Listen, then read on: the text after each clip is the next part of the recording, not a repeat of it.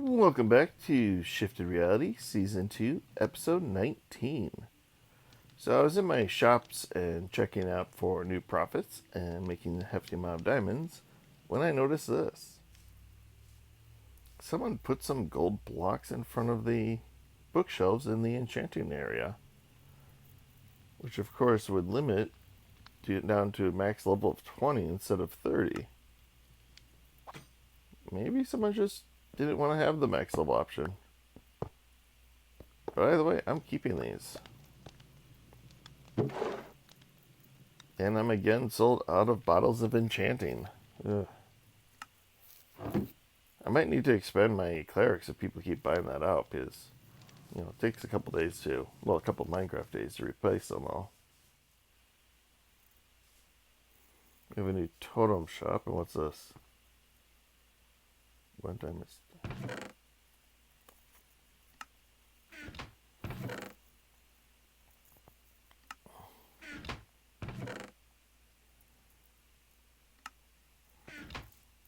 Okay, a really hideously ugly concrete farm, or concrete shop. It's not what I expected to be over here. I expected, whatever.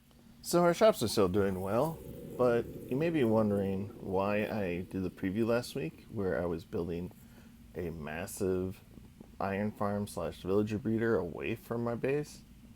What I possibly could use that for? Well, I keep running into a little problem. You see, in order to restock my arms and armor shop, I specifically trade with these three houses. I get tools from over here, weapons from that guy, and armor from these guys. However, you notice they're missing, and I don't know where they went. My son thinks it's a server glitch, but I don't think that would be the case because there's no chunk borders within this structure. It's possible that they keep coming up here and then falling off, and maybe taking damage until they accidentally die.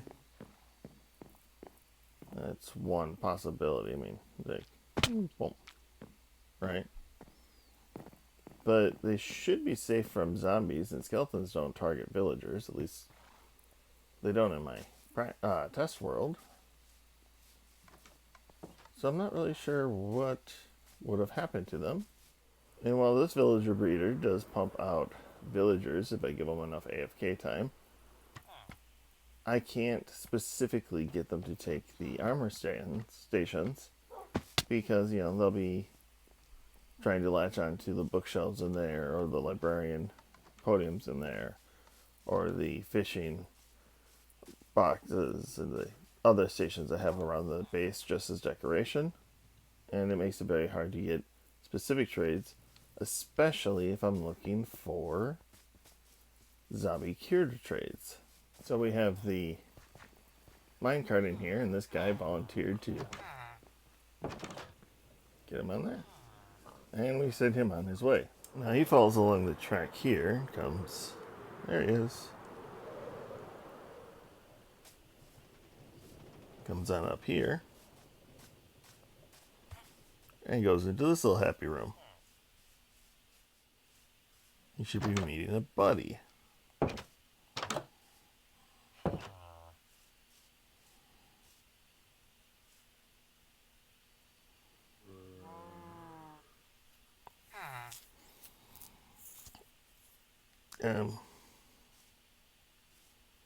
He should be meeting a buddy.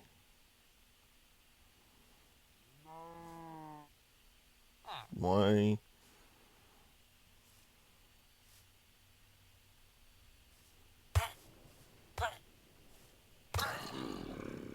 Uh-oh.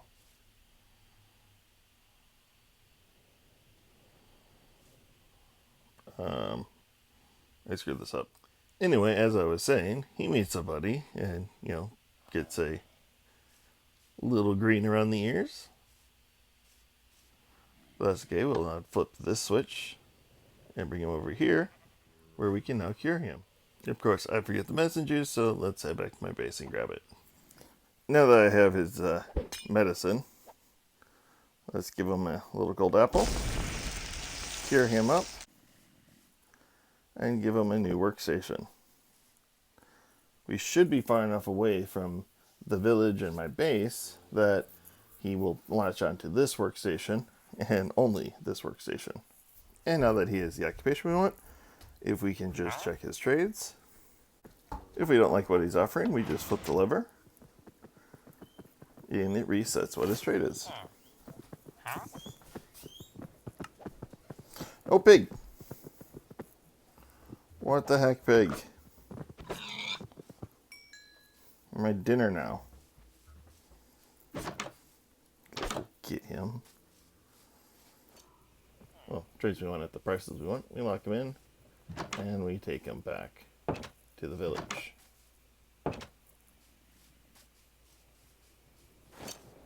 Not the most foolproof system, but a system that works nonetheless. And will work a little bit better once we have a bridge installed. For now, we're just bringing him over here, and then we're going to switch him to a boat to bring him the rest of the way. That I now have a new villager to replace the one I lost. May not be a perfect system, but it's certainly faster than waiting for a new one to just randomly show up.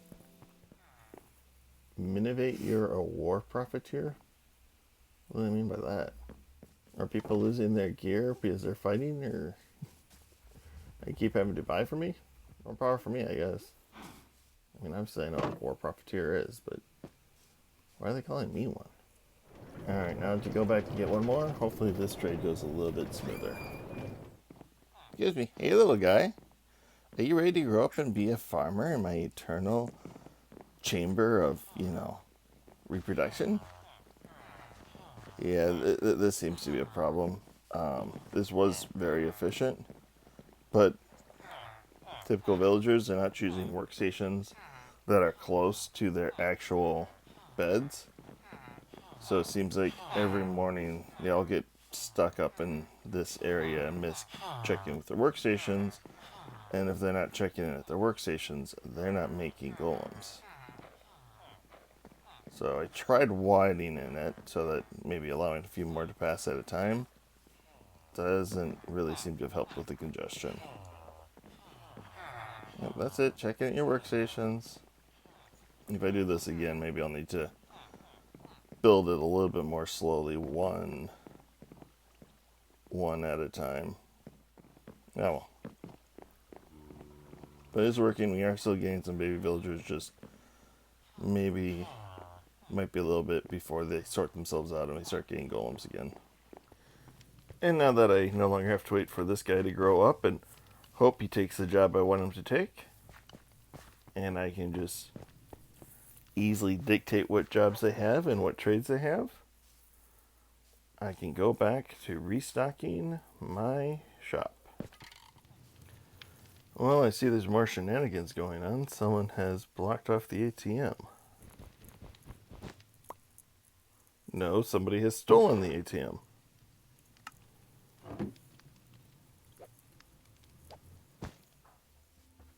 Who steals an ATM? Alright, now that we have that restocked, we can get back to building our slime farm.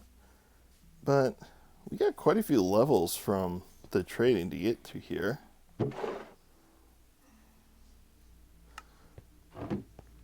I'm kind of curious what we would get for our enchanting setup here. Fortune 3. You know what? Tell you what, if this is Fortune 3 and Unbreaking 3, we will do our first grind permanent pickaxe that we're going to keep around. We'll buy a mending book for it and everything. Okay, so we're just going to take the enchantment off of our current pickaxe and see what we actually get. Add it. Oh, Fortune 3, Unbreaking 3, Efficiency 4. Alright, alright. We are locked in. This is going to be our permanent pickaxe. We just need to buy a mending book, which I can't because someone stole the ATM. Oh my god. Who steals an ATM? Maybe I have some diamonds over here I haven't collected yet. What's this? Minovate the Authoritarianist? Authoritarianist? Is that even a word? Plus we were like, Bias was online. Ah, hello zombie. Where'd you come from?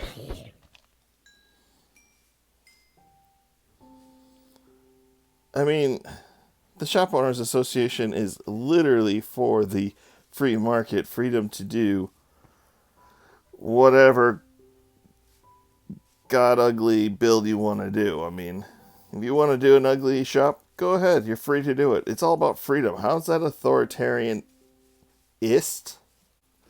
I still don't think that's a real word. Enough messing with the shops. I will get my mini book, but otherwise, we are out and we will go start working on our slime farm. Okay, now that we have our shops restocked and our villager trades figured out, it's time to come back to our good old slime farm. The base of the slime farm is pretty straightforward. So we have our two main chunks cut out here, and we are going to go 16 by 32. We are going to go, let's see, 1, 2, 3, 4, 5, 6, 7, 8, 9, 10, 11, I believe. And then we're going to take this out from 1, 2, 3, 4, 5, and bring it back down this way. And then let's do the same on this side. Now you're going to want to put down a magma block floor that will be passively killing your slimes, and leave this inside block empty that goes into the back into the slime chunk. All this water down here, is just to keep the slimes from spawning in your collection area. Then you just need to place your water so that the slimes will die and flow all their slime balls down towards this corner. So what you do is you put a water bucket in both corners, and then in the 1, 2, 3 spot on the wall, and then the 1, 2, 3, 4, 5 spot on the wall. And that'll push everything down away from the corners and into this corner spot, which is where we're going to put our hopper and collection. Now you can actually use any building block here. I'm using glass just so I can see into the area, because I like to be able to see into the area as I'm working. And as I'm waiting for this thing to run, I want to check occasionally, make sure there's nothing wrong, whatever the case may be. Now this part, be a little bit cautious as, because as you put in this floor, you will now be able to start spawning in slimes for the first time. And, so just keep an eye on your back, just to make sure you don't accidentally die while constructing this. See, we're already getting our first slimes in.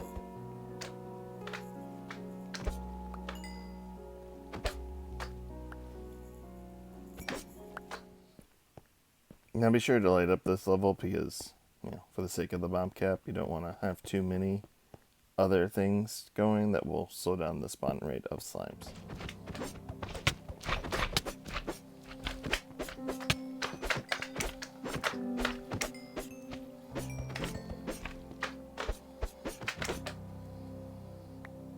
And one thing I almost forgot is when you put in your hopper to feed into your collection, put a little single plane there, because that will keep the smallest of slimes at least partially on the magma block, so they will still die and not get caught up just hanging out safely on top of the hopper.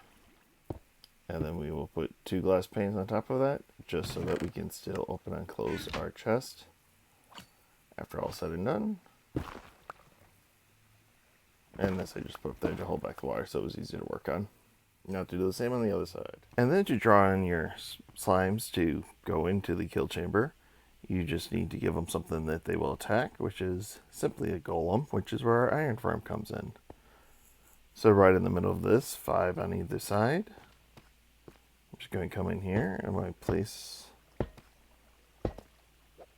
down my blocks, get my golem, and shut them in. And now as you can see, the slimes will spawn in, they'll go after the golem, and because they are stupid, they will just bounce into the water. Now with this, your farm is basically finished, but if you want to have a more, you see I went down to negative 35 for this level. So if you want to expand this farm further, all you have to do is just go up 1, 2, 3, 4, 5, and put your next level there. Yeah. And build out another floor exact like this and put in 2 more iron golems on either side. And just keep going up in that. As long as you are below Y level 40, then you will be continuing to produce more and more platforms for your slimes to spawn. And it doesn't really matter how far they go. They will all just fall down into the pit and get washed away to get collected. And I do plan to do that because that's why I dug the pit so deep. Consider how much you want or need your slime farms to go down, and adjust accordingly for how deep you make the pit if you are not quite up for this level of grinding. So now all this said, I didn't look up any tutorials on slime farms. I just followed the information available on the Minecraft wikis about how slimes spawn. And admittedly, this has been a little bit of a productive glowing farm at the same time, because some reason glowing squids will spawn in the 1 deep water and then die. I don't know what that's about. But so far, just even in the process of building this up, this has given me 2 stacks of slime blocks, which is more than enough for the project I want it for. I apologize for my voice. I do have a bit of a cold going on, but otherwise, I don't know. I haven't figured out, I still need to figure out where I need to AFK to maximize the efficiency of this farm. I don't know what it is that causes it to have peaks and slow points. This is all generally new for me. I don't really work on farms too much. Maybe next season I might do a more farm heavy season, but generally speaking, farms do what farms do, and I usually don't use them because I usually can just collect in wild what I need for my building purposes. It's just in this case, since I haven't really done much caving this season, the slime farm felt like the best option of what to do. I do know if I build all the way up to Y level 35, which would be the highest platform, I need to find a optimal midway point of where to be doing the AFK for the purposes of maximizing my spawn rates. But I mean, honestly, maybe I'll just stop here because I already have the slime I need. So do I keep building, or do I just give up the project for something else? Let me know if you have any suggestions on how to make this more efficient or otherwise a better process. Okay, so I need to log a few more hours in a creative world with a tutorial that kind of meets what I want to do with the bridge, but doesn't fully meet what I want to do with the bridge before I can really put that slime all to use. But in the meantime, someone told me I need to check something out with this shopping district. Well, say I had a complaint and... oh.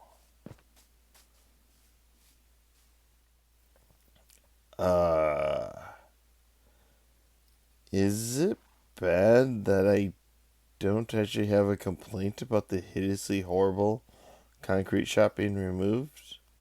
Does that make me pro HOA? Leave a comment below. What else is going on?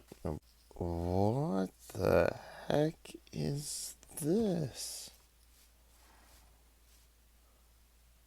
Welcome to three-faced?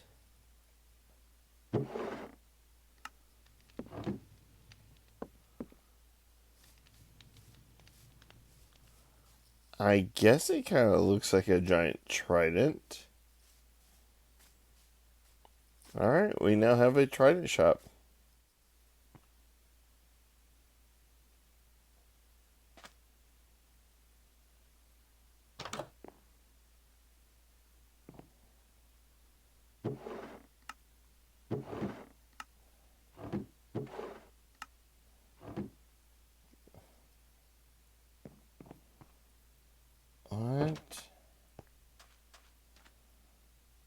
There's now a concrete shop.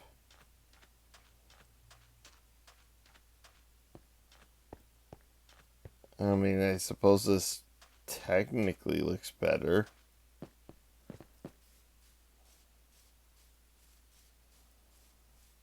Oh my, everything is kind of falling off the rails here. So the concrete shop is now gone and missing, and there is a new concrete shop in this weird lot next to the HOA building. And it doesn't look much better, honestly. But it is at least very much less eye bleeding. So, progress? Oh, what do you think is going on next? Leave comments down below. Let me know your opinions. This new Trident shop is interesting. Let's go with interesting. Yeah. Oh, what is going on the server today? I don't know. Well, this has been Minovate with Shifted Reality, and I don't know what we're going to do next. We have to see what is what. I need to spend some time in the creative world following tutorials to try and see if I can change a design someone shared with me into something that will work with what we need. Oh, there's so much to be done, so much to be worked on, and we still have to deal with this whole HOA situation. Leave comments down below to let me know what you think, and as always, have a good one. Tune in next week. Bye, everyone. Tune in next week for another episode of Shifted Reality.